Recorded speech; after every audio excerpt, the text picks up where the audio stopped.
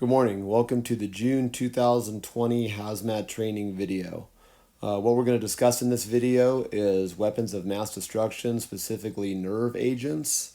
We're going to talk about what happens when those are released and how we're going to treat them. We're going to be focusing on Chem packs, which are large caches of medications specifically used for these type of incidents that are located strategically throughout Washoe County. These can also be used for transportation incidents or accidents on the freeway not relating to terrorist incidents. They can also be used in an agricultural emergency where possibly a product was released unintentionally.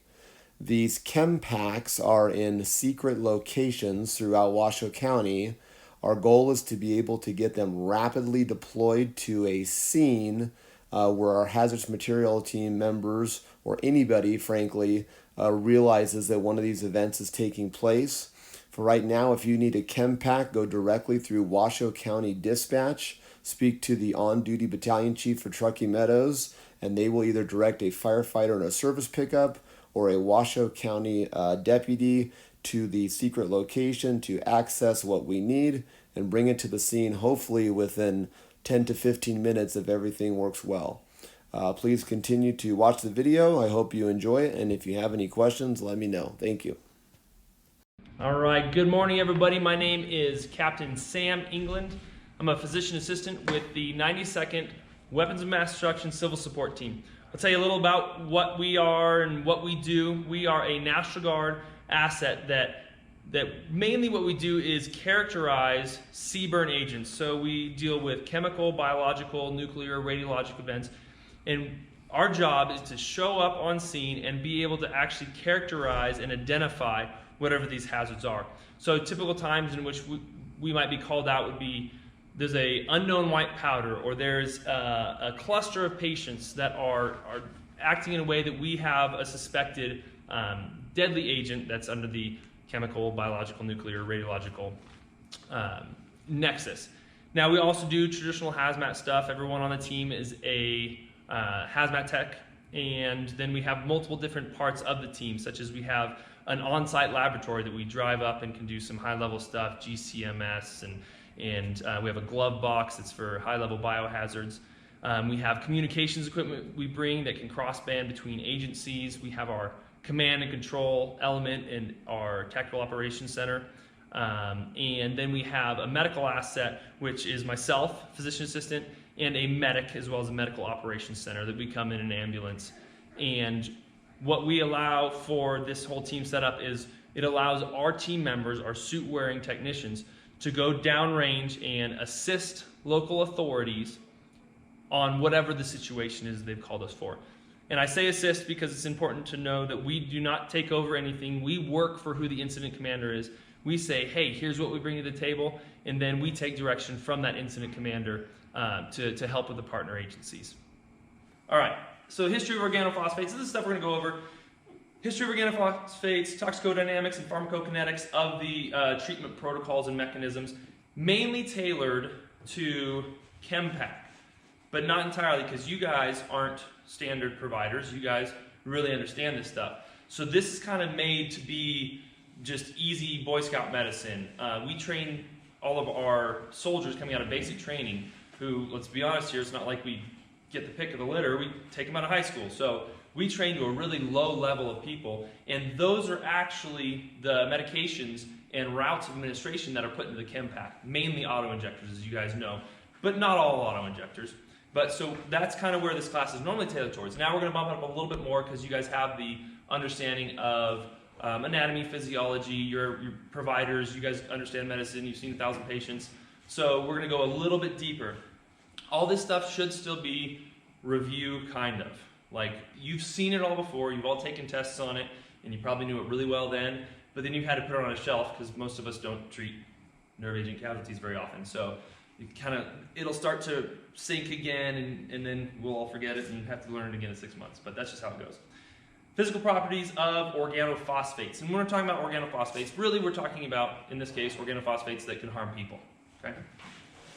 Discussion of medications used in the organophosphate treatment.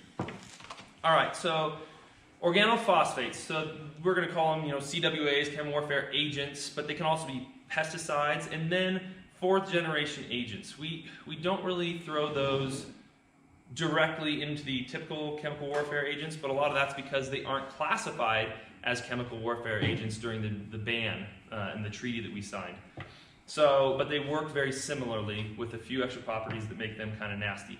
Some of this stuff, I won't be able to talk about some of it in depth, and a lot of it's because the information sources I have, I kind of get them all mixed up, and I don't remember what stuff I'm allowed to talk about and what stuff I'm not. So some of it I might skirt around. To include the point that sometimes it's like Fox News is blaring it out there and we're not allowed to talk about it. They were like, we knew about fourth generation agents for a certain amount of time before Fox News did, but then Salisbury happens, the Russians try and kill a few people, and next thing you know, people are like, oh, have you guys heard of these? And we're like, no, what? That sounds so nasty. Even though now you have open sources, but because it wasn't declassified yet, we weren't allowed to talk about it. So some of the capabilities and things of that nature with the FGAs. What term do you guys use? Do you use NTAs, FGAs, Novichok? What do you guys use? What's the common vernacular you guys throw around with those? Whatever, okay. So NTAs, you might hear me just throw in NTAs, FGAs. Again, that's fourth generation agents. NTA is non-traditional agent. And then you have the Novichok agents because it just sounds cooler. And there are a number of them. Obviously, one was in the Salisbury incident. And then carbamate insecticides. So if we're talking about what we might use Chempac for, where we might see patients dying from an organophosphate or intoxicated with an organophosphate, it can be from a state-on-state actor, it can be from an assassination attempt, it can be from a backyard chemist. A lot of these are easy enough to make for someone who has a chemistry background, not a chemistry expert, but a chemistry background. Excuse me. And then you can see them from pesticides.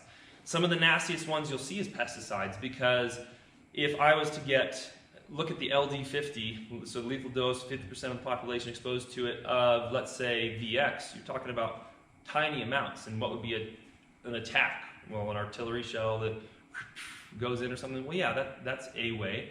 But an insecticide poisoning might be when 5 train cars full of this stuff cram into something else. So you're talking about massive exposures. So while the LD50 isn't there, you might have people slimed in it, covered in it. And due to their lipophilic nature, those ones can be extraordinarily difficult to treat and can be very long term. We'll kind of go into that in a little bit more because their properties, again, will make them tricky. The other thing is militaries have selected a few of these agents, but it's not because those were the only ones they came up with. They came up with dozens, probably hundreds of organophosphates that are capable of killing people, but they never made it out of the lab because they said, yeah, but I don't like it because it burns up when you put it in an exploding shell, or I don't like it because it lasts too long, or it doesn't last long enough. And so the physical properties were how they determined its military function.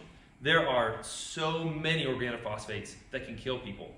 So we break it down into the 5 or 6 that are kind of normal military agents. But pesticides, that's not the case. You can have dozens of pesticides that have some other issue with them, another methyl group on them, another alcohol group on them, that totally changes the way they interact with the body.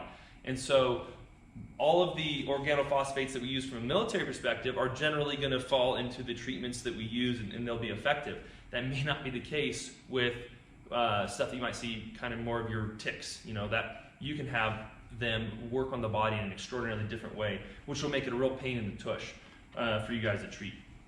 Carbamate insecticides, those are like the OGs. I actually might have said that. Let's see if I put my joke in here. Doesn't look like it. Uh-oh. There we go. Oh, you go back.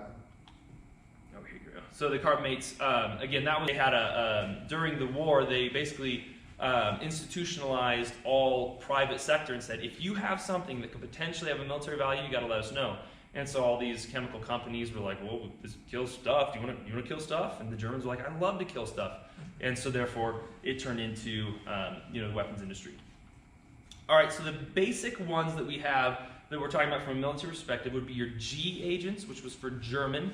You had H agents, which was like your blister agents. Those were Hun. So they said, oh, here's your H agents. That's the Hun agents. And then G agents, we said, oh, those are the German agents, because though all forces were super interested in killing each other with chemicals, the Germans kind of put a lot of effort into it, and we're a little bit more groundbreaking in it. So they came up with GA, Taban, GB, sarin, GC. They skipped over because GC, you think of GC, well, GC chlamydia, gonococcal chlamydia. They used to already call it that, and they were like, well, that name's already taken, and the military is super used to GC already, and so like, let's just skip and go to GD. That's no joke. They actually were like, well, I don't want to tell them we're attacking someone with GC. That'll freak everybody out. And so they skipped over GD, Soman, and then GF, cyclosarin. Some of these have been used, some of them have never been deployed. They were made, manufactured, and never actually deployed because they found something else that met their strategic needs better. So a lot of them that we look at today are sarin, and that is, if you want to go kill a bunch of people, it has the ability, just due to its vapor density and its interaction with the ground around us, and at what point it volatilizes. They use that to try and make an actual gaseous attack. So when we talk about nerve gas, well, sarin can fall into that. It's not a gas when you're putting it out there, but it can readily turn into a vapor. And so VX, which was developed later, but still in like the late 40s, 49. So these are all still old agents. VX was used for the opposite. They said, we don't want this to readily go out into the atmosphere. So the V series agents were made primarily as a ground denial. And so they said, these things are highly viscous, and they're going to stay on the ground, and the enemy's not going to be able to go there. So if I'm a force on, in the Fulda Gap or whatever, and the enemy's flanking me, I can just drop a ton of VX on it. It's going to stay on the ground. It's not going to just turn it into nothing like sarin often will. You can't even get samples of sarin after a little bit of time has elapsed. But that's not the case. This stuff will stay there for a long time. And so now the enemy doesn't get to use it. And that just kept me from getting flanked. And so that kind of turned into one of the more strategic chem warfare agents for that reason. It was a ground denial. Now it kills people just fine, but that wasn't the main use of that, and still typically isn't. Now again, if you're looking at 1949 being when you have the VX family start, you can imagine there's been plenty of chemists that have tweaked and changed in different countries, because then the Russians took it over, and then the Chinese said, well, we'll do something with that, and it's probably one of the few good things that, well, never mind, the Chinese have been able to produce. But so the different chemical properties of it are going to be varied depending on what that particular government agency decided, hey, here's what our mission is, how can we plug a chemical weapon into that? And then now the fourth generation agents. So fourth generation agents we started finding out about in the late 90s, and then everyone denied it, we denied it, the Russians denied it, so on and so forth, and then it became hard to deny when they killed people in England. And so now everyone's like, okay, yeah, I guess that was happening. But again, that's the 90s. So think about what's happened since the 90s. Could there be other agents out there? I don't know, and I really don't. I'm not holding back information. But we have to suspect as responders that if that was the coolest thing in the 90s, what's the coolest thing in the 2020s? Oh, judging by how this year's been going, it's like weaponized, I don't know, flying scorpions with VX, or I don't even know, because 2020's just been kind of having that way of working. All right, so this is just one of the more recent uses of sarin. It's not terribly recent, even that. Like sarin, as far as we know, has kind of been going on the downward trend. Very graphic and disturbing images from the fallout of a suspected chemical weapons attack in Syria. The country has been in the grips of civil war for 6 years now, and tonight we'll also take you inside ISIS-controlled territory to meet the innocent families caught in the middle of the chaos. Here's my Nightline co-anchor, Dan. Now really pay attention to the patients here and how they're acting and what's happening with them. These are the frantic and horrifying scenes from a suspected sarin gas attack in northern Syria today. In a conflict that is increasingly challenging for reporters to cover, these graphic images posted online by activists and people who live in the area show victims, many of And also look at their PPE and the fact that they're living through this. Not many of the people dealing with them had intoxications themselves. with water. As many as 58 people dead, and some claim the toll could rise above 100. Scattered in the mud, the bodies of lifeless children suspected of Notice being his posturing. poisoned in a chemical attack allegedly orchestrated by their own government. Look at that arm hanging out. cannot describe by words. Really, it is very sad. Dr. Mizar Hassani treated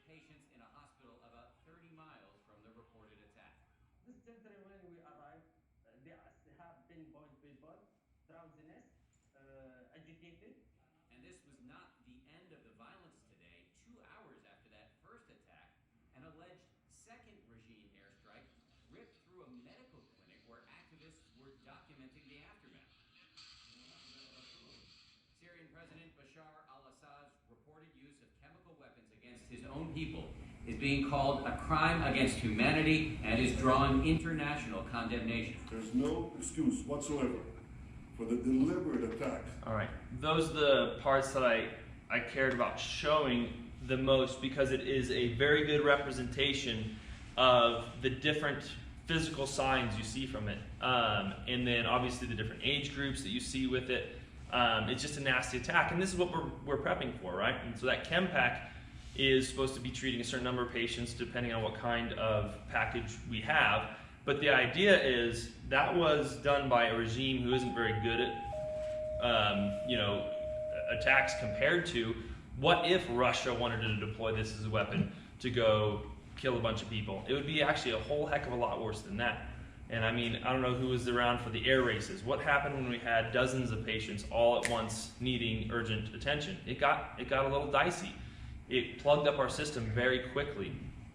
Imagine now that you have 400 people that are succumbing to intoxication from a nerve agent, and now we say, well, the only way we can possibly treat that amount is by getting a chem pack fired up. Getting all these antidotes into 1, 2, 3, 4 locations, making sure the right amount are each location, making sure that we are able to now find all the patients, making sure that we don't get killed in the process. This is an extraordinarily difficult task, and it's one that oftentimes we're like, I've never treated a nerve agent casualty, and therefore I've decided to not use that part of the brain too much because I'm like, I'm probably never going to see that. I need to remember ACLS, ATLS, PHTLS, and then we kind of gloss over this, but that one time you need it will be one of the more defining parts of your career, and obviously we want to do it very well if it ever comes up. All right, so here's this is VX and this is sarin.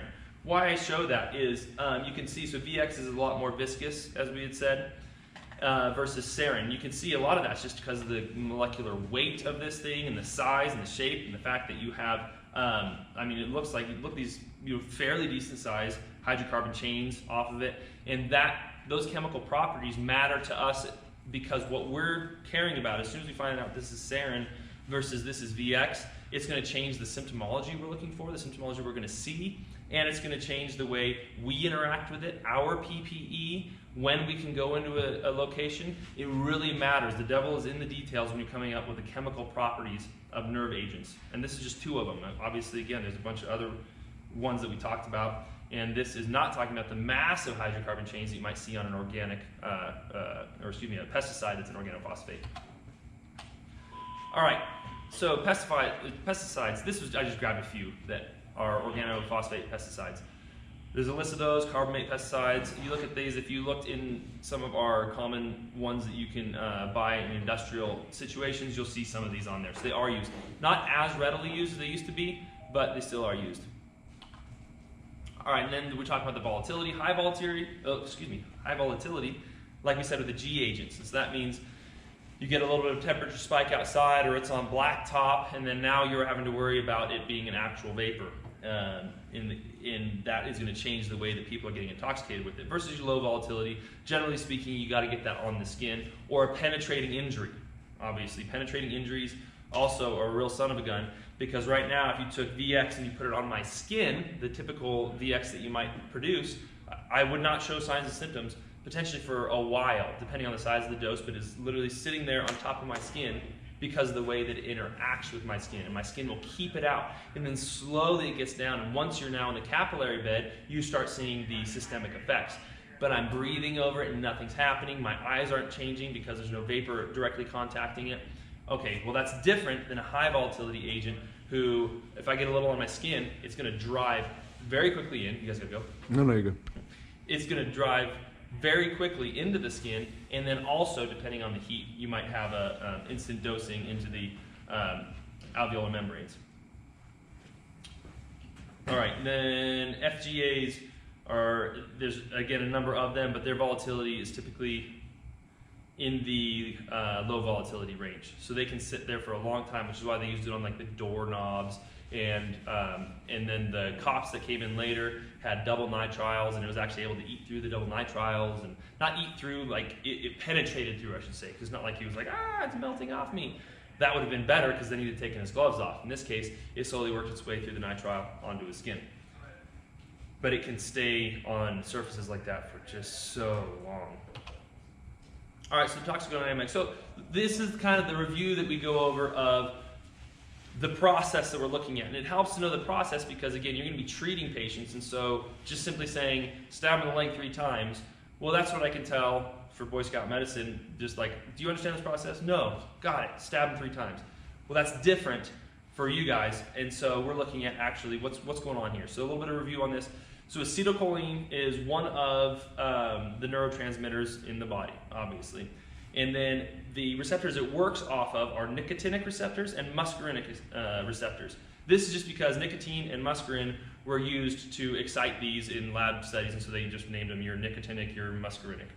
And then the organophosphates, OPs, stands for organophosphates, bind to and inhibit the acetylcholinesterase. So if you have acetylcholine and you add esterase on it, that's the thing that's now going to cleave or hydrolyze that acetylcholine. Now, if we look at what, well, that's I guess what it says right there. Hydrolyze acetylcholine into choline and acetic acid. So in the presynaptic nerve, you have choline and acetate. And those are going to be sitting there waiting to be married together into acetylcholine, which is now going to go into the synapse, and it's going to go then get into either a muscarinic or nicotinic receptor and then cause that action potential. So the action potential comes down, forms the acetylcholine, goes across the cleft, gets into the receptor, causes the next action potential. Here's the basics of this. Obviously, as we say, okay, so we have the nervous system. We break that down into central nervous system, peripheral nervous system. Peripheral nervous system breaks down more into the autonomic and the somatic. The autonomic breaks down more into the sympathetic and the parasympathetic. And we very correctly, for a practical standpoint, try and make this process very easy. We say, all right, so here's what we're going to see. We're going to see dumbbells, and we're good to go. It's an extraordinarily advanced process, and because of that, what you're going to see is patients who have these large dose intoxications having a ton of symptoms, and I'll explain why here in a minute. But we're going to just hyper-focus on a few of those symptoms because the other ones can be so varied. What's the heart rate going to do in organophosphate poisoning? Well, it's either going to go lower, higher, or stay the same. Awesome, right? And there's tons. And which one of those is it going to do? Well, it's going to do all of them. It just depends on what time of day it is, because now you got a patient that's extraordinarily tachycardic because maybe the sympathetic system was more fired by what we'll show you is the way that acetylcholine works.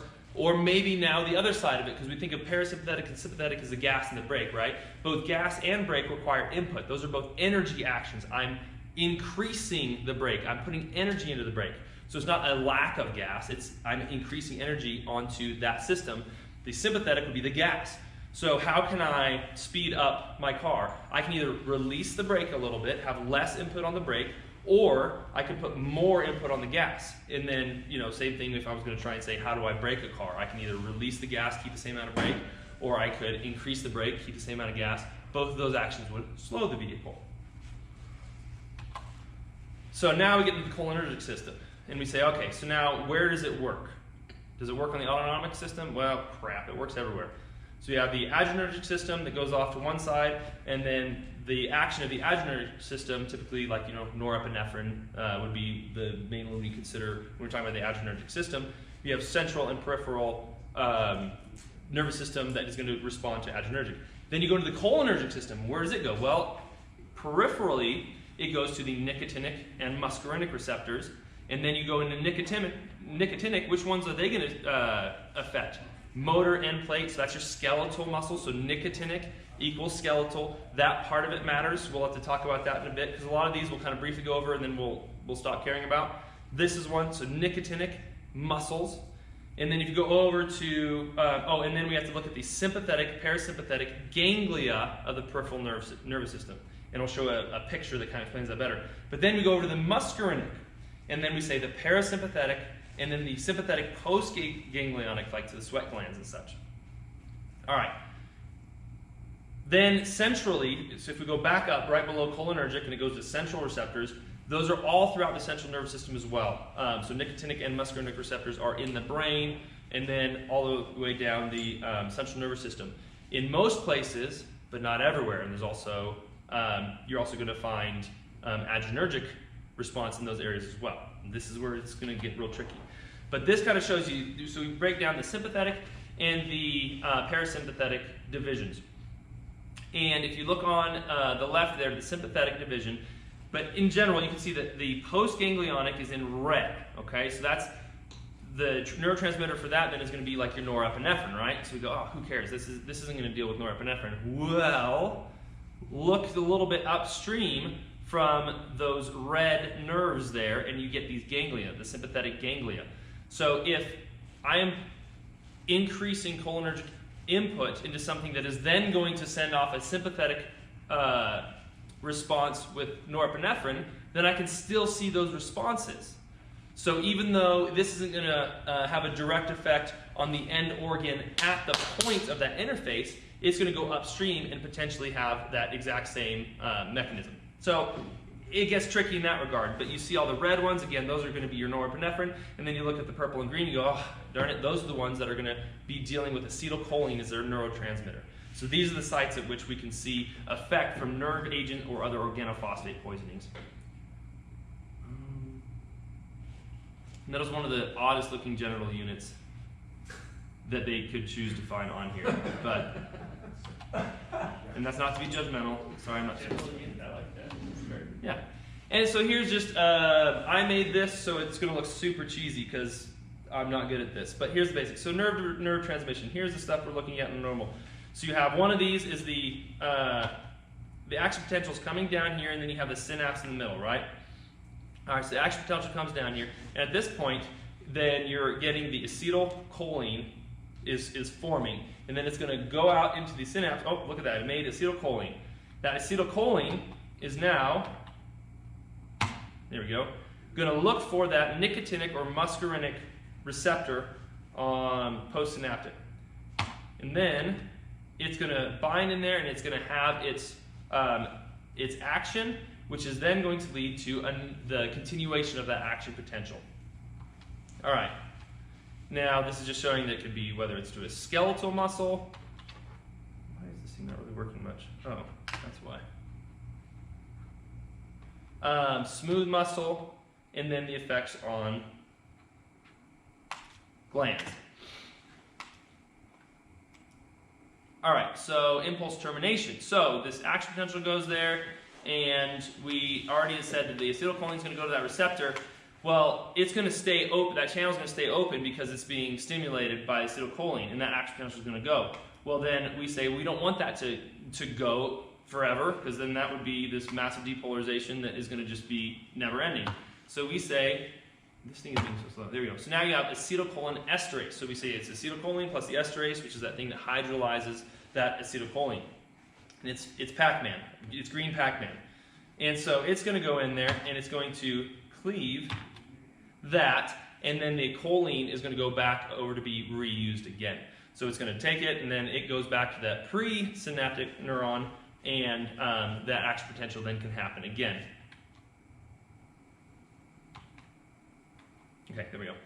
So nerve agent mechanism of action is that the acetylcholine esterase, that thing that's going to hydrolyze that acetylcholine, is inhibited. So it doesn't destroy or hydrolyze the acetylcholine, and therefore it's going to stay in place and it's going to keep firing that action potential again and again and again. Action potential, action potential.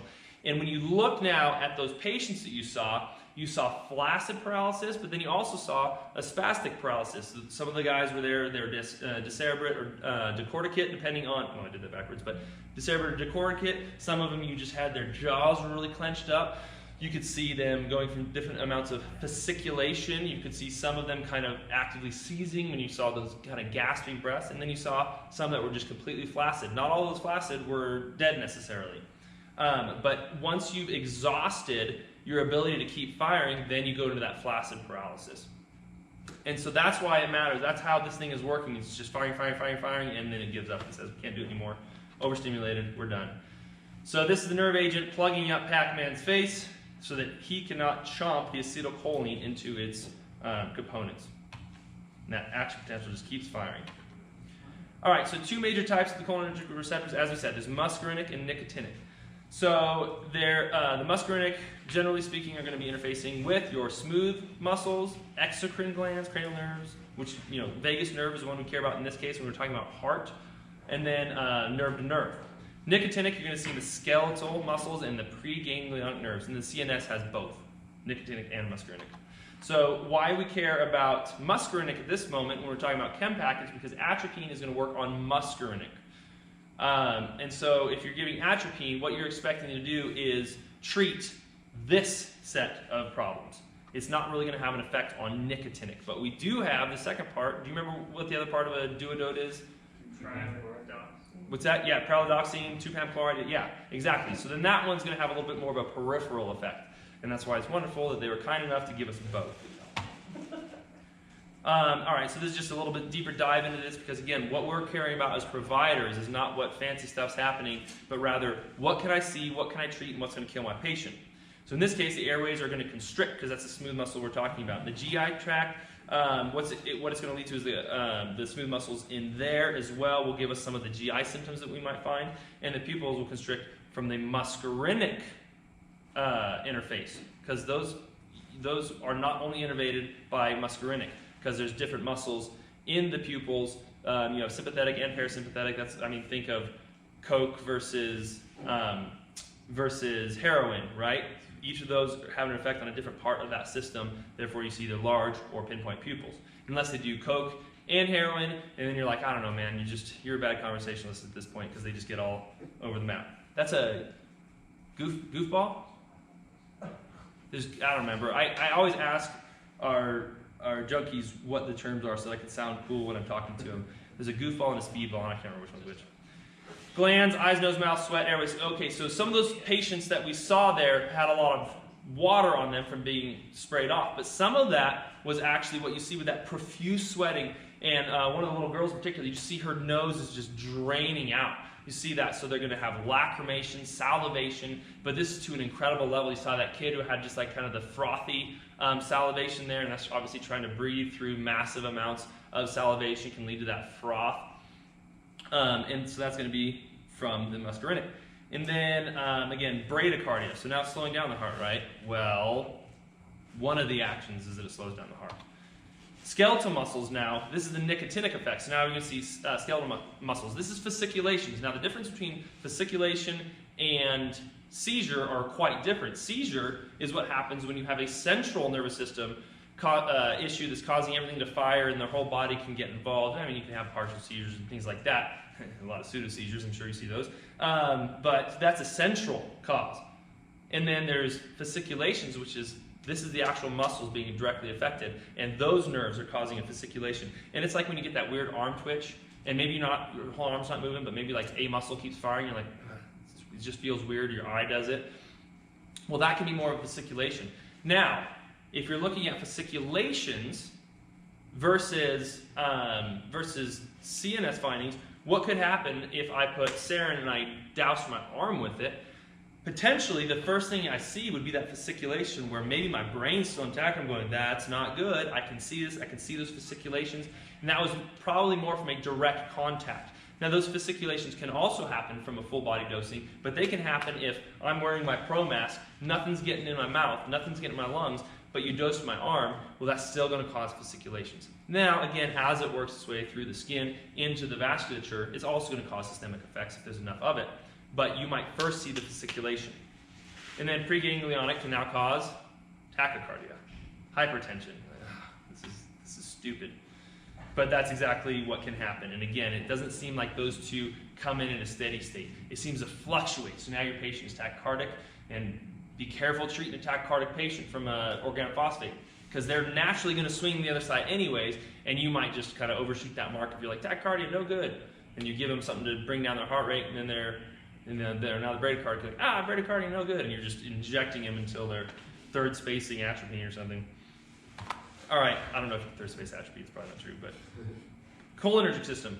All right, so peripheral nervous system, this is just kind of a wrap up, because some people like visualizations and then some may just like it in this format. It just shows nicotinic versus muscarinic. That's the blue N versus the red M.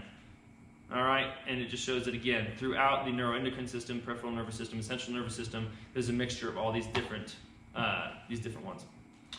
All right, now you guys are familiar with dumbbells, right? Diarrhea, urination, meiosis, bronchospasm, bronchorrhea. Those are the ones I want to care about most and that we're going to hyper-focus on.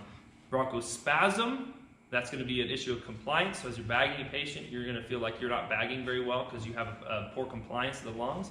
Then bronchorrhea, you're going to hear sounds, extraordinarily wet. Because imagine if your nose is just like dripping out. Well, unfortunately, so are your air spaces in your alveoli. They're going to be dripping out these secretions, and so you can actually hear that wet, maybe crackles, maybe rhonchi, kind of depending on what you think crackles and rhonchi sound like. But you're going to hear wet lung sounds.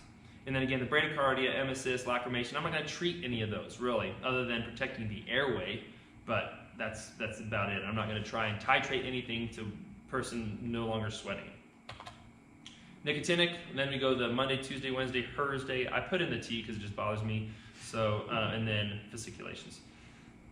And again, considering that this is more of your, these are more of your gas pedal looking ones because you're saying hypertension, tachycardia, and then fasciculations. That's more of that's just your muscle interface. CNS.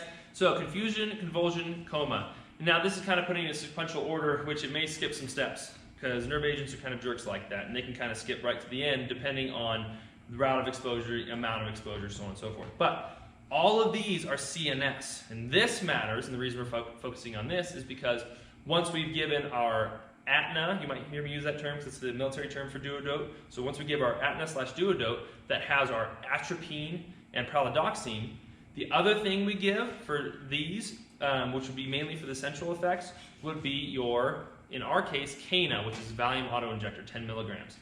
And you're also going to see Cana inside the Chem packs. But those are the auto-injectors. So currently the only auto-injectors are your Canas. They're working on Valium auto-injectors because turns out they're a little better. And let's be honest, I don't really want to remember getting dosed with a nerve agent. So it's good maybe for that reason too, but it actually just has a little bit better effect. But the basics of this one, and you'll see later, is treat it like a seizure because it's a seizure. So what do you use to treat seizures? Well, some sort of benzo. Have at it. Use your benzo. Whatever your protocols are for seizures, use that. Quick question for you. What's that? Backing up with the serum, we talk about the symptomology, the presentation, all those people out there, the serum, and everything else.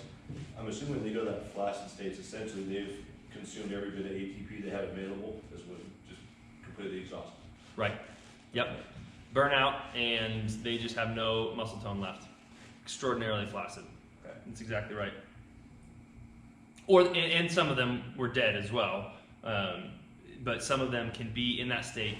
They're still a viable patient, but they're totally flaccid, and that's where it gets tricky.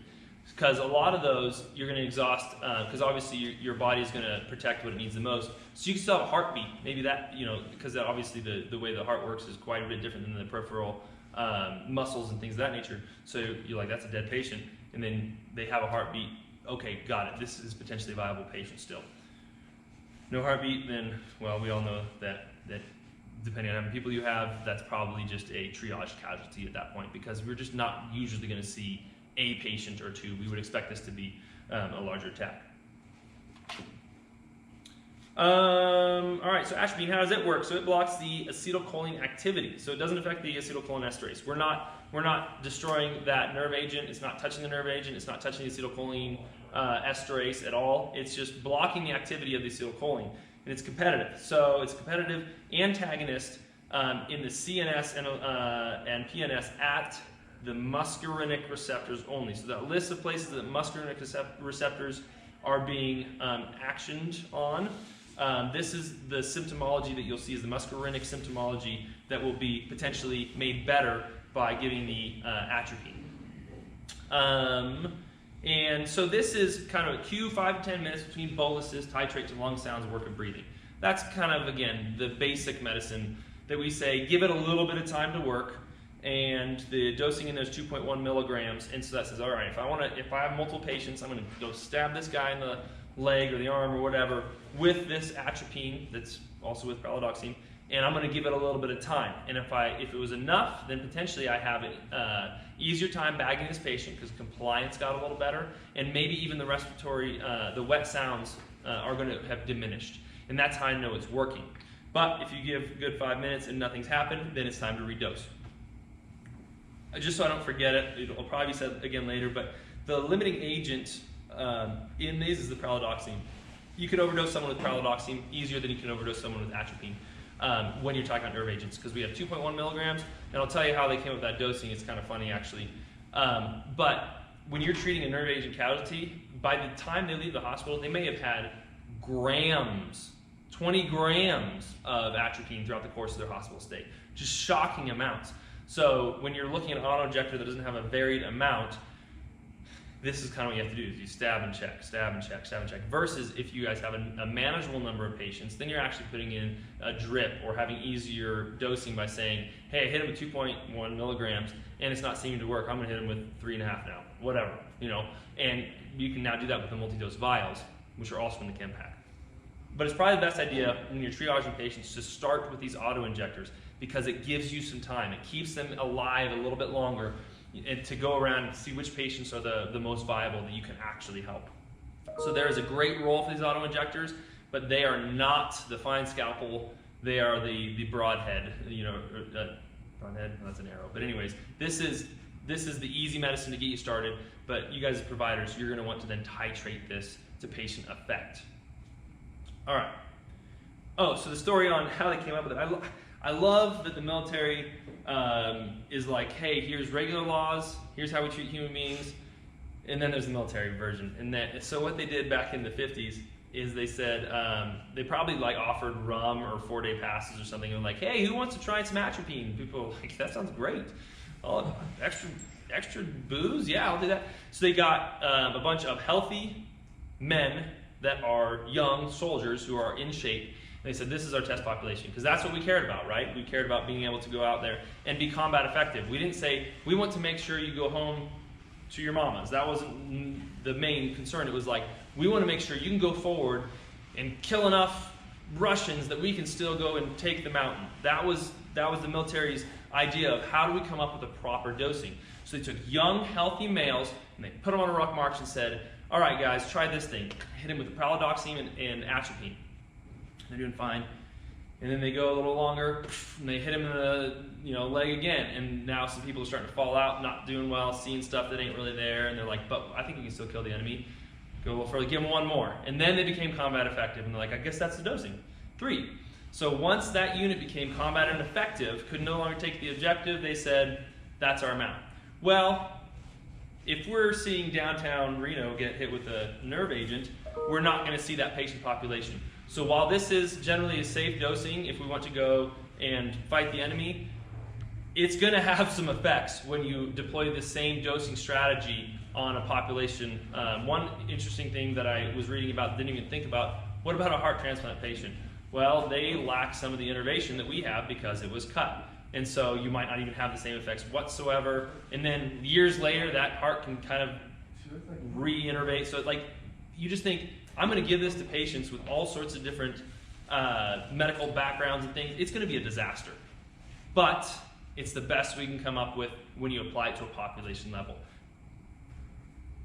There was a class in Sacramento 2 years ago, and they were talking about triage, tagging, matching. Like a green walking wounded would get one auto injector, a yellow that requires some assistance but can still verbalize would get 2 right off the bat, and then the reds would get 3. That doesn't sound like that's very accurate, right?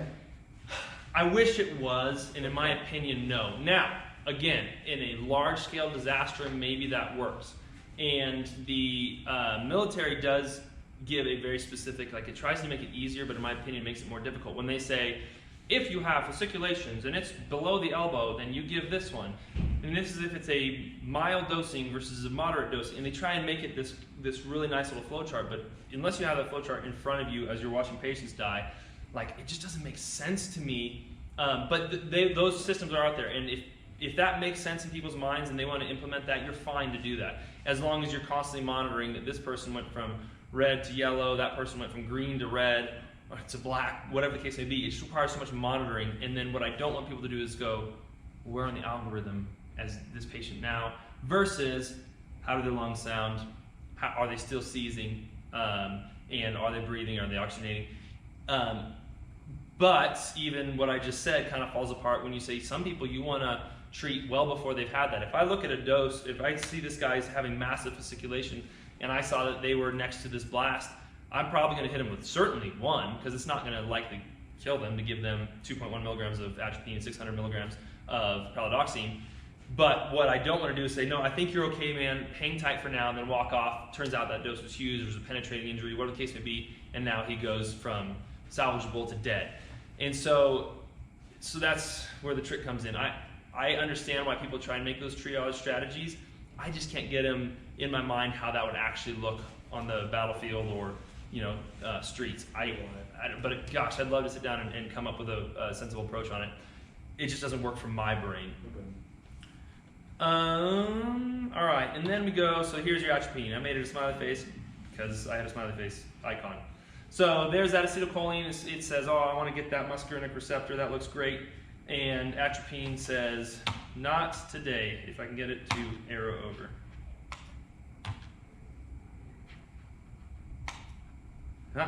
Not here. And so therefore that action potential in that case is not allowed to go across and cause that end organ action. Okay, it deflects it. Get out of here. But what it didn't do is, again, destroy the acetylcholine. It didn't do anything to the nerve agent. It just blocked it. It's a competitive antagonist. All right, now we have your 2-PAM chloride, pralidoxime. Now, the ending is more like, it's like give them an Olol, you're like, what Olol do you want to give them? I don't care, give them an Olol. That's a blood pressure thing. Well, this is, give them an oxime. Now, the oximes we have, that is pralidoxime. You might see that going away for reasons of they've kind of done some research that found that potentially some other oximes might be more beneficial when applied to this one-size-fits-all approach. 2-PAM chloride was the one we chose long ago, and not many other countries did. There's a bunch of oximes out there that different countries use. That being said, if you find an auto-injector that's from Israel, from Britain, from whatever the case may be, they're all going to work under the same mechanism, so that auto-injector will be the appropriate amount for an enrolled patient. So you can use that whatever oxime it is. Now, the oxime removes the organophosphate from the acetylcholinesterase, so it's going to try and break that up. Removes the phosphoryl group from the active site of the inactivated enzymes. The enzyme was inactivated by the organophosphate, and this removes the phosphoryl group and then therefore cleaves that thing free. Consider aging. All right, so aging is a concept where we say there's a time in which this can cleave, and then there's a time when that bond becomes so strong that we can no longer cleave it. So no matter how much palidoxime you throw at it, that complex is going to remain deadened. And the aging is very different depending on what you're looking at. So, not Tabin, oh goodness. Soman has like a 2-minute aging in studies. So that means I get dosed with Soman. Thankfully, it's not one that really gets used, but I get dosed with Soman. Unless you're there within the first couple minutes, you may have aging, and so that pralidoxime is never going to really be able to have effect. Some of the other ones have very long aging times. 18 hours, 24 hours, you might have a ton of time. And then some of them, aging happens essentially instantaneous, and so therefore the pralidoxime doesn't really help. So not useful in carbamate poisoning, and it is not useful in decreasing the muscarinic and CNS symptoms. So the muscarinic symptoms were the ones that we're saying the atropine should potentially affect. This one is not likely to have any noticeable, no clinical effect there. But it will have a clinical effect on the muscle weakness, things of that nature. Which the muscle weakness in itself Well, if you're firing your muscles off, that can lead to compliance issues. Because what if I'm sitting here tightened up and you're trying to breathe down a tube, but my chest muscles are tightened, my abs are tightened, everything's like this, well, you're gonna have compliance issues with that too. So if I can relax that, your compliance will increase. Not because of the smooth muscles in the lungs themselves, but because of all my muscles that are going like this now, fighting against your ability to treat me. And you saw that, like some of those guys are like pulling them, they look stiff as a board, and they're out here like this, like they just got hit by Tyson. And that's just, that would be more of those nicotinic effects. All right, so here's the 2-PAM chloride. Pac-Man has his mouth full of a organophosphate Dorito, and because of that, that acetylcholine is just stuck there in that, we'll say, in this case, nicotinic receptor, and the action potential keeps firing, and so therefore, the 2-PAM comes in and cleaves that off because we got it in before the aging process could happen. Whoop, get out of there. And you've actually saved that, that complex at that point. Now, that organophosphate is still hanging out in there though. It didn't destroy the organophosphate necessarily, it just took it off of that complex. All right, so anticonvulsant therapy. Indicated. Once it gets cleaved, does it have the ability to reattach? I believe so. Okay. Yeah, it does. And so that's one of those things where with your atropine, you're going to do frequent and multiple dosings. The 2-PAM chloride lasts longer. The half-life is extraordinarily varied, but anywhere from like the 2 to 4-ish, somewhere in there, hour range, where it can still affect. And I don't know if once it's, I suspect just because it's chemistry, so I'm assuming it's kind of used up in that process, the actual 2-PAM itself is. And I don't know if that nerve agent, I don't know that it actually is still viable or not, but I think it is, because I think it actually works at the site of the acetylcholinesterase more. So I don't know, but anyways, your dosing on it is a lot more infrequent though. You'll see the dosing charts later, but you're giving that one no more than around 2 grams an hour on that one, and you're expecting that again it's going to last longer anyways than the atropine does. Anticonvulsant therapy, so indicated for anyone with severe CNS symptoms, not just seizures. What you're going to use is the benzodiazepine, whatever you got, that's the one, with the midazolam being the best if you have it. If you can do midazolam, right on. If you can't, that's okay, hit it with something else. What's the dosing for it? Well, it's kind of your typical seizure dosing. So we have, again, in the auto-injectors, you're looking at 10 milligrams. You can give 10 milligrams to anyone in this class right now, and you'd still probably be generally able to, keep track of what's going on. So it's not like, and it's IM anyways. So you're probably going to have a hard time overdosing someone with IM Valium, or again, even if you use midazolam, you're giving that to a patient that you're now controlling anyway. So if I'm controlling his airway and I got other things that are going to kill him, be pretty heavy-handed with these. Feel comfortable being heavy-handed with these. Diazepam auto-injectors and midazolam multi-dose vials are in the Chem pack. And then I keep hearing that coming soon, midazolam auto-injectors, I just haven't seen it. So supposedly, one day. Again, use your local seizure protocols, just nothing, no great nuance to this one. And it's fine if they're adult size, give them adult dose. And we kind of do that anyways, but it's like, oh, this is a 16-year-old man. Oh, look at pediatric dosing. And you look at it and you're like, oh, I guess I'm giving him like 40 grams because you check these giant people and put pediatric dosing. It doesn't work. If it looks like an adult, looks like an adolescent, give them the adult dosing.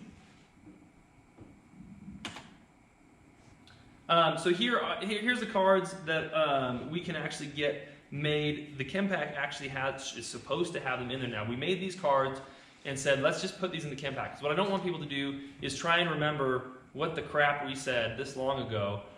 And feel free to call me, but I'm going to be looking at this card and being like, oh, I don't remember how old I am. So these cards should be in a stack with each Chem pack. That was the intention. Do you guys... You probably don't check on your Chem packs because it has to be done by the agency who controls it. But anyways, it should be in there. And that way you can grab a stack of papers, because there should be a bunch, not one. It should be go grab a stack, grab a couple boxes of this, run over there, and the patients all gather around, and you can say, okay, here, take this card, because chances are you guys are going to be a little overwhelmed, and you're doing a lot of, hey, you, grab that, stick it in thigh. Hey, you, check those vitals. You're going to be doing a lot of delegating because there's just going to be too many patients, potentially. All right, and then it says seniors, frail, pregnant women, adults, adolescents. It gives you this full showing of atropine auto-injector, because in there you'll find duodotes, you'll find atropine-only auto-injectors, and you'll find 2-PAM chloride auto-injectors, supposedly. They're supposed to be in there as well. And then multi-dose vials of each of these as well. Because I do strongly advocate for using this super basic algorithm at first, just all auto-injectors, until you get to that point where it's just you and the patient, and you're really able to plug in your clinical brain at that point. But at first, it's fine, just auto-injector after auto-injector. But once you reach those 3, now you're at a dosing of 1,800 milligrams of 2-PAM chloride if you use the ATNA or duodotes. Now you have to switch to just simply atropine because you don't want to overdose them on the 2-PAM chloride. So now you're switching to the atropine-only auto-injectors, which come in different doses depending on if you want to give them to kids or adults. All right, at this point, FDAs. So FDAs, NTAs, Novichok agents, treat them the same. Now, they don't work exactly like VX. They don't work exactly like sarin, but our algorithms and the medications we have available will be fine until you can get them to the big brains that come in from Edgewood and start, you know, throwing around credentials and being awesome. But up until that point, we can just treat these the exact same as every other nerve agent. There are a few other treatment algorithms and considerations that they have, but none of them are really going to be available to you anyways. And so just treat it the same. Knowing that if you're treating one of these patients, you really need to have some good PPE. You saw what was happening with that sarin attack. You have all these guys just using garden hoses on people, and they're just in regular equipment. And again, those people, for the most part, stayed safe. That was fine because it's such a high volatility agent. By the time they got in there, that stuff was too diluted to matter at that point. That's probably not going to be the same with FGAs. It takes a very small amount to have a pretty profound effect, and they can be nasty. Now, let's bring up this point with the FGAs. So you get somebody on a ventilator, and they somehow live, because we were told, oh, there's no living. If you have this, you're dead instantly. Just, you know, talk to your priest, you're out. Well, then you have Yulia from that Salisbury incident, and she lives. And you go, okay, and the cop lives. And you go, all right, so not everyone dies from this thing. Well, eventually, even if that organophosphate, the organophosphate permanently kills that acetylcholinesterase complex, they are eventually going to regenerate. How long? Well, I don't know. It depends on how many were taken out and so on and so forth, but it depends on your body in general. But eventually, if you keep them vented long enough, there's a potential that these people are going to eventually regenerate on their own all of the necessary acetylcholinesterase making capacity, and then they can eventually pull through it. They're probably, and oftentimes will have long-term effects from it. Even though we've wiped it clean, we don't know exactly why, but you're still going to have some nerve issues after that. Memory issues maybe, Parkinsonian-style syndromes, whatever the case may be, that you're going to be messed up afterwards. We've been here for... So, welcome back. The question that came up was about the process of how to get the CST called. Because if you've ever seen our brochures, it's like... It looks like an endocrine system. It's like this arrow leads here, this one goes to Trump, and then this one goes up. No. So basically, you can use us multiple different ways. If you want us to show up on scene, then we require a mission number. That mission number is just given by DEM. So if you call Department of Emergency Management and say, hey, we need the CST out here, they will, one, they'll give you the phone number for our on-duty officer, and then two, they'll give us a mission number. And that's it. That's all we need. Now, if you don't need us to show up out there, then you can simply just call us directly. You can call and say, Sam, oh, I keep screwing this up. You can say, Sam, I got a question for you, and I can answer it. That's no issues. If you need a part of ours, you're like, hey, we got this wrapped up. We don't need suit wearers, but you know what? Your comms equipment would be nice because we can cross-band so many different types of radios and agencies. We can have, stuff from presidential detail talking to you guys. Like the comms equipment is pretty incredible. So if you say we need that, or we need your laboratory, or whatever the case may be, you can have parts of us. And you can also say, we have no idea if we need you, but do you mind coming and taking a look to see if you guys are even needed out here? Then we send a small element, and we walk out there and we can just say, absolutely, let's do a full team roll-up or a partial team roll-up. Or we might say, oh no, you don't need us at all. If we're going to show up, again, just call DEM, and they'll have you call us, and they'll generate a mission number, and that allows us to actually show up on scene, bust out our gear, and start to rock and roll. But otherwise, you can call any one of us. If you just have a science question, we have our nuclear science officer. She's so ridiculously smart, and you can just call her and ask her, and she'll get all excited and talk to you about chemistry. We nicknamed her Miss Frizzle yesterday off of the Magic School Bus because she's like, science! She's amazing. So smart, wonderful. If you need a medical question answered, call me. You can call me directly. It just doesn't matter. You can use this how you want, but it's actually not hard. Those arrows show what actually happens in that process. We always say, give us a call first so we know and we can start getting ready. And then you go get the official number by calling DEM. But if you call and say, hey, Sam, we're gonna need you guys. We're kind of slow, let's be honest here, to get all of our stuff out there. So if you give us a call, we're gonna start firing up. We just can't actually bust out our gear until we've got that mission number. But if you call us first and let us know, we start rolling, and then you go and call DEM, it'll cut off some of the time. How much time are we talking for, like, you know, those first 4 guys or whatever to come just take a survey? Right, so typically we work banker's hours. Oh, I'm sorry, so the question was, how long will it take for us to get on scene?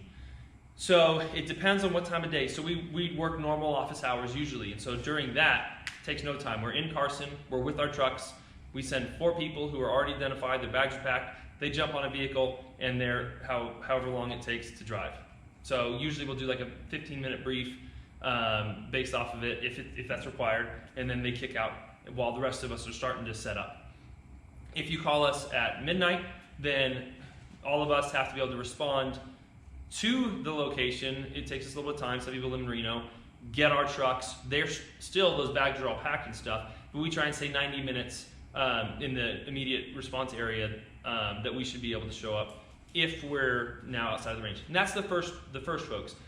Depending on what you need, like, because the laboratory is extraordinarily advanced, and so some of that stuff takes a long time to fire up. They're doing all this calibration, and so different amounts of our capability will continue to show up and add on as needed. But we should be able to be there 90 minutes if it's out of duty hours, and then drive time plus 15 minutes during duty hours. And if we don't, then we'll buy you beer. I don't know if that's true. If I'm the officer in charge, I'll buy you beer. All right. Any other questions? I got one more. So are you guys only activated on us calling you, or like if there was a major event, say downtown Reno, that happened, does our dispatch call and put you guys in process? All right, so the question is, are we only activated when y'all call us, or are there times when someone else activates us, or we're auto-activated, or anything of that nature? So an agency requests us, but that's you guys, police, some random janitor, Truckee Meadow Water Authority, Capital, and then we also, that's those that might activate us and say, we need you out here. And then there's a lot of events that we just are already activated still by the event commander, incident commander. So we do a lot of stuff in Vegas. Hey, EDC's coming through. We're expecting crazy amounts of Molly to be aerosolized. Will you guys come down here? And so then we just plan on showing up. We have a lot of those planned out months in advance. So we can do it either way. And it doesn't matter who activates us. Railroad Authority, anybody can. And we welcome all calls. So one thing that we were kind of chatting about earlier is you're not ever going to waste our time. It doesn't matter. Like if you guys run calls all the time that no assets were needed on. I mean, how often are we just transporting people to a hospital that they don't need to be at for a condition they don't have? Like, we're in this business because we'd rather be called 10 times and have it be nothing, but then not miss out on that 11th time when some really bad stuff could have happened. So if you guys call us and we're not needed, you have not inconvenienced us. That's our job. So don't ever think we're going to be like, oh, can't believe they called us and it was only chalk. Doesn't matter. Then we'll tell you it's chalk, and then we'll all go hang out afterwards. We're good with that. Please don't ever hesitate to call us if you have any questions or concerns. And it's also really easy to stand down. We get stood down all the time. Hey, start working on your way out there. We start driving out there. Then, oh, no, we don't need it anymore. And then we just turn around. No harm, no foul. That's our job. We're happy to. Which I'm going to transition that into Chem Pack. So ChemPack, it sounds like you guys are familiar with. That's great. It's part of the National Strategic Stockpile, and it's in the chemical warfare section of that. So, there's all sorts of stuff. There's PPE, supposedly, and there's chemical, there's biological, there's all sorts of different kind of departments within this strategic stockpile. Supposedly one of them had ventilators. We just haven't found it. Just kidding. That's not. Just kidding. And ChemPack is one of them, and it's pretty tailored to chem warfare agents and organophosphates. What it is the components here are, let's make sure I didn't miss anything on this. Yeah, organophosphate treatment. So here's what you're going to find in a ChemPack. Now this was the original ChemPack, and the reason I haven't changed the slides is because it's kind of an ever-changing thing. So Stephen Shipman at Washington County Health Department is in charge of this ChemPack, him and Rodney Wright, and other people as well. Those are the ones that I talked to up here. And their job is to just constantly be flexing this thing around to where it might be needed, states trade within the FEMA region, and just trying to make sure that those assets are stationed in a location that makes sense with the components that make sense, because not every ChemPack is the same. They've generally tried to structure it towards EMS ChemPack and hospital ChemPacks. Did you raise your hand? No. And the basics are, if we're doing this as an EMS consideration, we're out in the street somewhere, there's all sorts of casualties that we're still finding. I don't know, buildings are on fire, who knows what's going on. And we don't have time to, again, individually tailor our treatment to this patient, and so it's going to be auto-injector heavy. So those EMS ChemPacks are generally auto-injector heavy with multi-dose vials as well. The hospital packs are the opposite. Probably not going to use too many auto-injectors in a hospital. It's actually kind of funny to watch people that have been like nurses forever use an auto-injector, and you're like, you've never used, well, they don't use one. They have multi-dose vials. And so we had one of our guys bend an EpiPen into someone's thigh because he did the whole in my heart, he was like, wham! And it's like, no, this is just a needle that has a spring, you're good. But people don't use them. So in the hospital, we're doing mainly multi-dose vials because they're gonna be titrating it, putting it in bags, putting it on pumps more often because they've been assigned a more reasonable number of patients than you guys. You will not have a reasonable number of patients. You'll have an extraordinarily unreasonable number of patients. But you can see what's in here. So the duodote auto-injectors, and if you remember, the Army said duodote, that sounds great, we won't use it. We're gonna say ATNA, because it's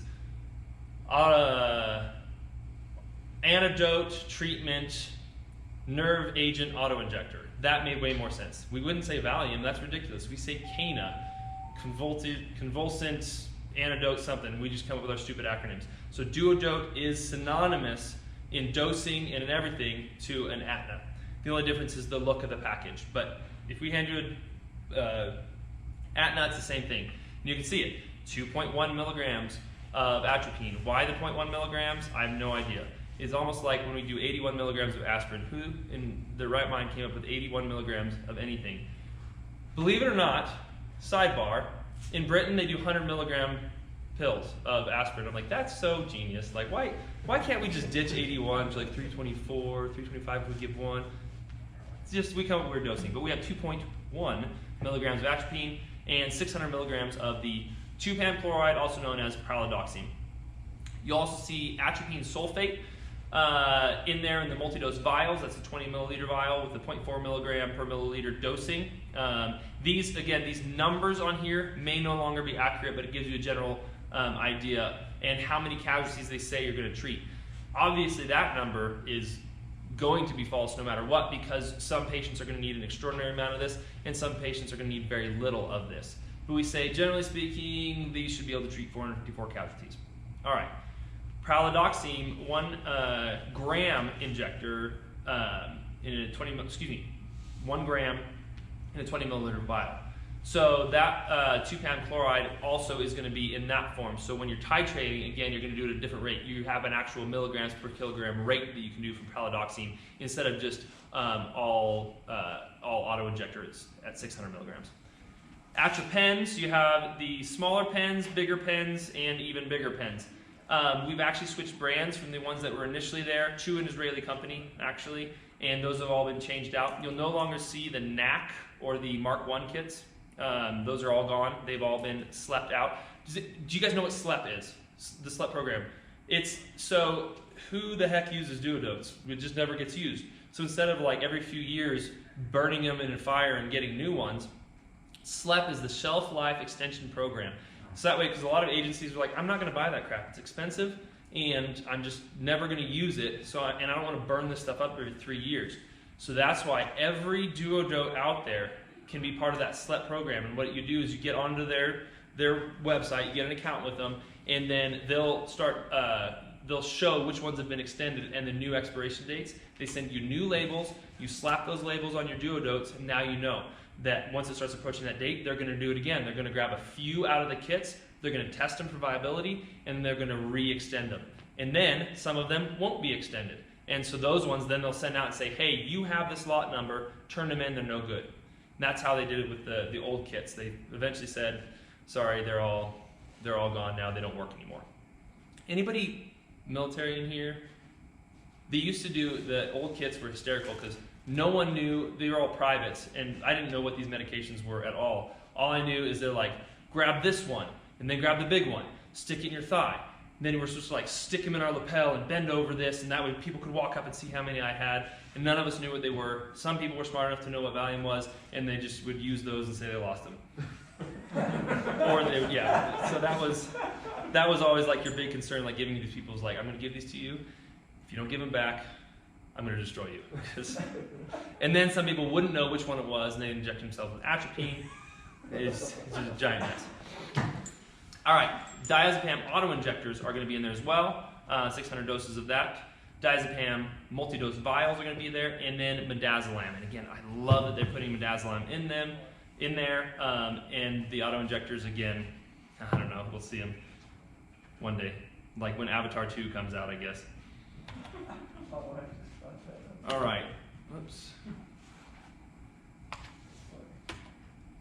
So this is just the look of what you'll see in there. Again, these actual pens will look slightly different, but same idea. It's auto-injector, and there's colors of it, so that way you can see that there's different dosings in there. Because you don't want to give a ped a full dosing if they're tiny, and you want to be able to treat, obviously, a 2-month-old, just like you want to treat a 40-year-old. So that is why you have all these different dosings in there, and then you can see that duodote, and then just to the right of that is the packages that we'll have. And it wouldn't surprise me at all if you bust open one of these kits, and at some point components got switched around, and so if you saw an ATNA in there, you can see it right there, antidote treatment nerve agent auto-injector, that ATNA could be in there, and that way you at least know what it is. And then this is the Cana auto-injector, again the Valium auto-injector, 10 milligrams IM that you'll see in there as well, and that's it. It's only Valium. It's not a it doesn't have 2 medications in it like the ATNA and duodotes. All right, so now ChemPack, if you need to use it, because these are boxes and these medications in there are individually packaged. So if you say, I think I need it, the second you say, I think I need it, is probably when you should be calling and requesting that either DEM or dispatch, and dispatch knows how to get a hold of this stuff, because if we give you all the numbers to Steven Shipman and all the other OICs, those numbers are likely to change. But if you just call up dispatch and say, we need the ChemPack at this location, then they make those calls, find out who the officer in charge is that night, and they get it delivered to you, and then it should show up on scene. The basics are that if you bust open a ChemPack, you haven't destroyed it. Now there's certain packages within there, if you open it up then it's destroyed, but you're not paying for it, I'm not paying for it directly. Use them. If you think you're going to need them, the lead time on letting that kind of decision-making process go too far without calling it can be deadly, because we talk about aging and we just see how many patients we're not going to be able to treat initially, how many people are going to go from kind of green to red in a hurry. If you think you need it, call it. If you wake up some guy at the Department of Health and he has to drive back and put them away, who cares? That's fine. That's not a problem. If you think you need it, call it out, use whatever parts of it you need, and then they'll put the rest back later. They are fully planning on getting called for if you have, again, a tanker car that has nothing to do with criminal nexus. They're fully planning on this being used for it. How many patients do you need in order to make this worth it? It's totally up to you. If you call a ChemPack and they bring it out there and you treated 2 patients, okay, there you go. That's more that's been used in the past, so it's fine. I just don't ever want to have people like, okay, we might call ChemPack, but let's hold on a second. Get that thing fired up, because you got to get some sleepy-eyed person to wake up, drive down to the nearest chem pack location, load it into a vehicle, go throughout whatever crazy traffic is happening, and show up on scene. And you can expect there's going to be points of failure there. We did a tabletop exercise where an organophosphate spilled across I-80, and then it caught on fire. The plume from that shut down an incredible part, to include the spaghetti bowl and so on and so forth. Those chem pack planners have to be able to figure out now how to get around it. So that chem pack may not show up for a long time. Okay? So Question? I believe Joe Cameron is working with you guys to where a hazmat member or battalion chief will be able to access it immediately. Does that sound like something that can happen, or? I So- guess, yeah, I can edit this part out later. I thought that at the end of this training, everyone in our valley, every firefighter was gonna have the ability to get into a service truck. They would say, you're being sent to this address, this is the code, you're opening this door, you're getting this stuff out. Like we were gonna do it Sure. immediately. Does that sound like that's real? So the question was, at the end of this training, or just in general, are individuals within the department able to go retrieve the chem pack without saying, okay, Stephen Shipman, come and grab this? I'm actually not aware of that, and yet I'd be surprised if that wasn't the case, because no one who has this chem pack program is trying to hold on to it tight. Everyone is like, hey, you know how much training I've had to do on this stupid thing? Somebody use it, please. So it would not surprise me, and then I'll find out that answer for you, because that's easy. We were Sure. pretty good friends. We do this training together a That's my lot. understanding too, is like Cameron, I think's are for Truckee Meadows, work to set the room up and the special Fort Knox protection that's on the Right. thing and everything else. But my assumption was, yeah, if we end up with the tank car, the incident, whatever it may be, that somebody from us, battalion chief, as we were told initially, should be able to go open that door. I think Nate said you opened the door this morning. And it's there, so that's good. But someone will be able to grab your roll in the back of a pickup truck and bring it wherever.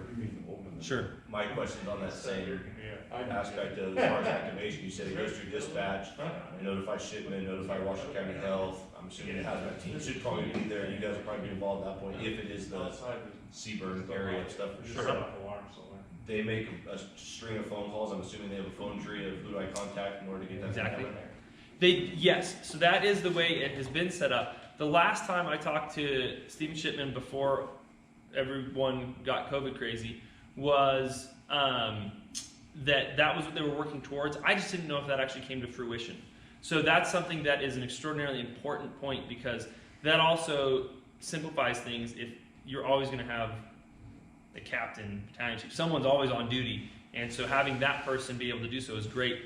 I'll even make the suggestion to him, and he's extraordinarily open to this stuff, is it shouldn't just be them who can access it, because they're probably pretty darn busy. They need to be able to say, you, fireman, some guy, yeah, go get it. The one at our station actually has the key in the envelope, so you can just go in there and lock the I like it. Well, you're just gonna set alarms off somewhere, whoever's Yeah, watching. see, in Georgia. Oh, okay. Yeah, you'll get a, supposedly, so they're tracking, those sensors all go to a centralized area in Georgia, and you're supposed to have the local chem pack managers get a phone call as soon as that alarm goes off, because they have to go through and check them, and sometimes if they don't deactivate the alarm correctly, their phone rings and they say, hey, someone's busting your chem pack, what's going on?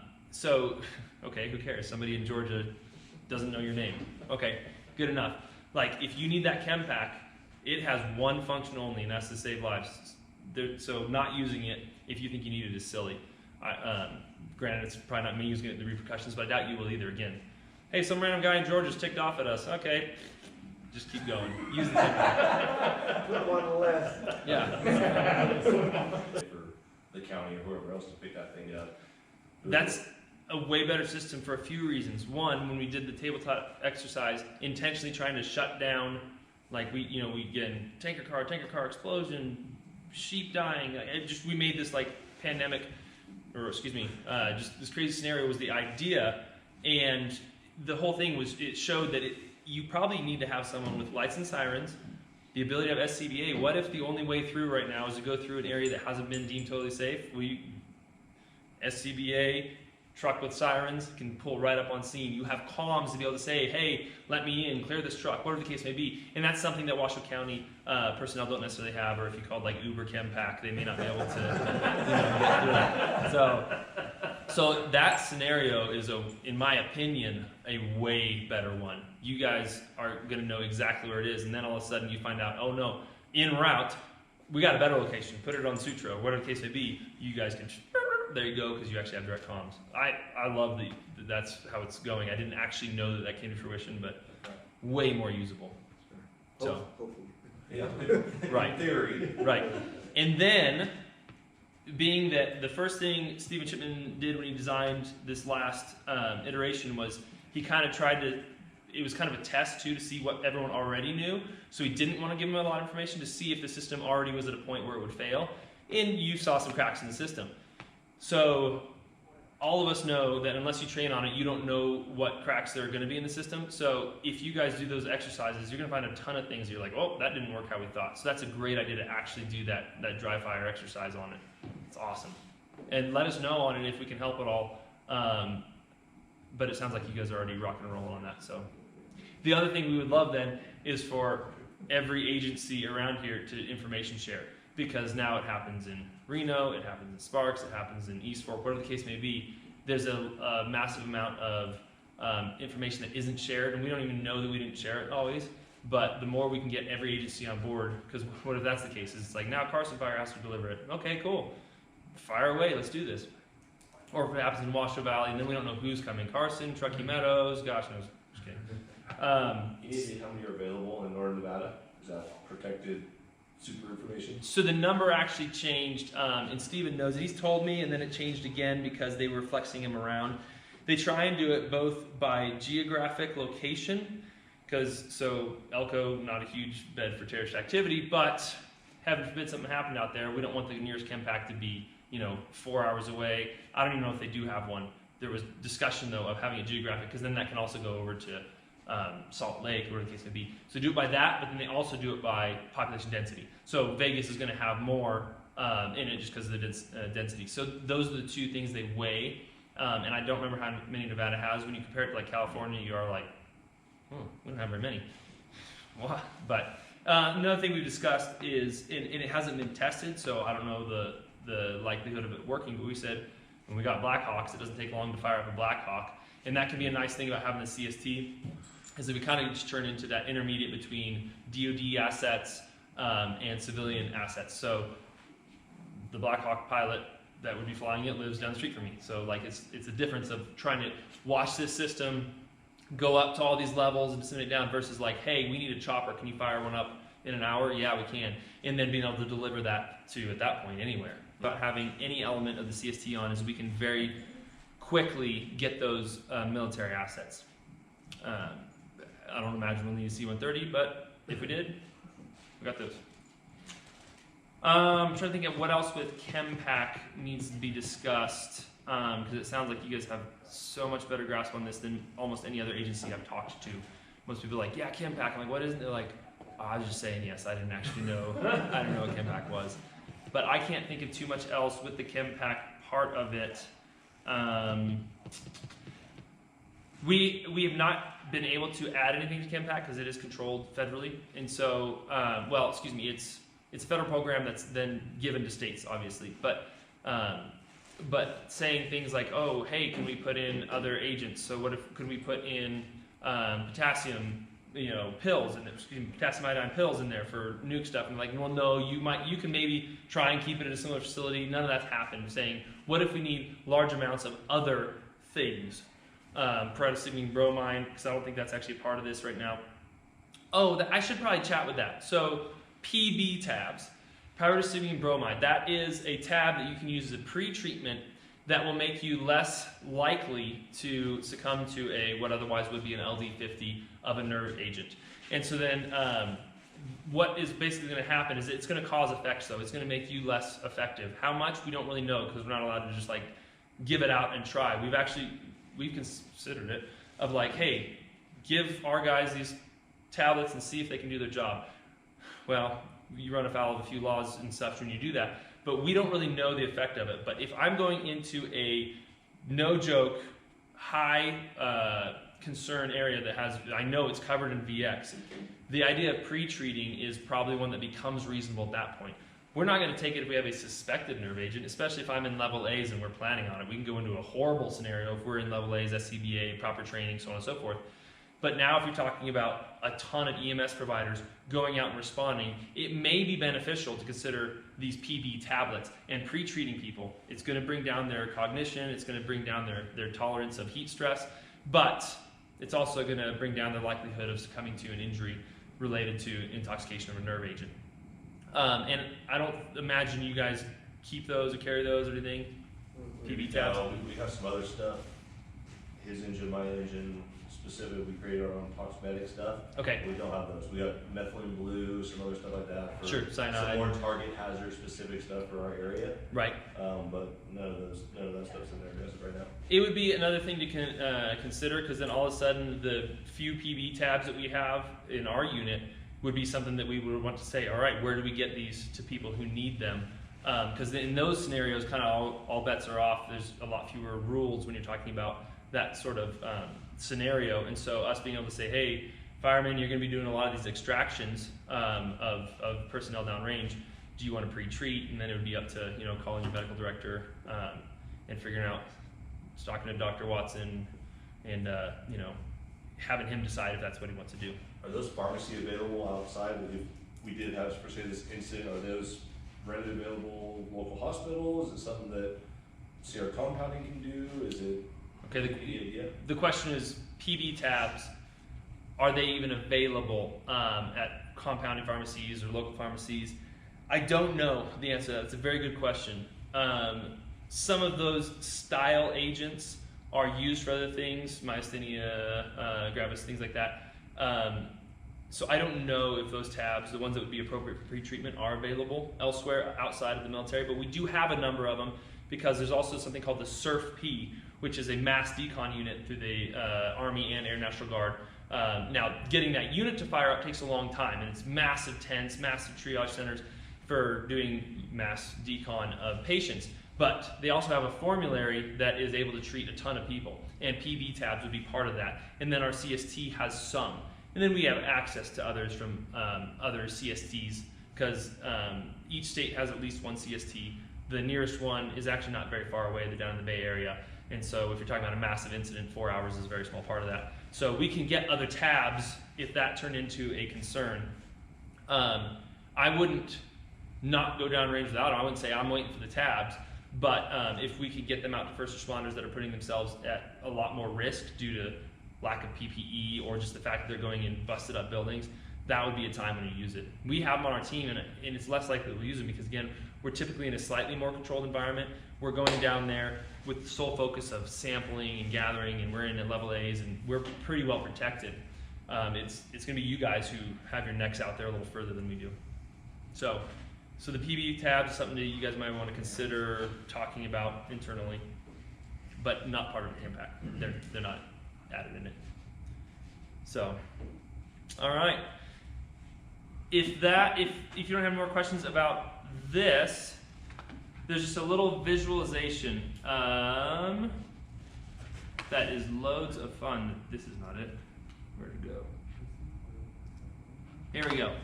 All right, so this is just a little bit of a visual representation, so I'll bring you through what this stuff is. So here's your synapse right here. This is where the action potential is coming from, this direction. It's going to turn into your acetylcholine. That acetylcholine is going to go over here. It's going to get chomped up by acetylcholinesterase, and we'll do manual. So we're just dropping a few of these acetylcholine here, and you can see it's starting to fire on this one, obviously. And we say, okay, so once it goes out there, it starts to form this action potential that's going to now go down and cause whatever end organ, it depends on what end organ it's going on, but it's going to cause the actual muscle fasciculation, whatever the case may be. But now, what we have is we have a few of these acetylcholinesterase. And so then as I start pumping these in, they hit, they make their action potential, and then they eventually get swallowed up, and that action potential stops, and you go back to your normal voltage. But, unfortunately, we gave some, we'll do sarin right now. We gave a little bit of, we'll do a low rate of this. A bunch of these are coming out. We're going to populate this with a bunch of these, and then it's keeping it pretty well managed. But now we're going to put sarin vapor in there, and we're going to bind up a bunch of these. So what we want to do is we want to give a duodope. The duodope has a couple things in there, right? So this is going to be, the oxime is part of it. Let's see what the oxime does. These things are starting to age. They're going to die soon. So I'm going to put an oxime in here and see if I can free up the nerve agent from some of these complexes. And then the other thing I'm going to do, because it's still overwhelming the system a little bit, is I'm going to start putting in my atropines. This was either in the form of duodote or the atropines themselves. And you can see some of these aged out, and those ones, they're going to die no matter what we do. But as more and more sarin comes, you kill a lot more of these off, and you're going to have to keep doing your dosing here.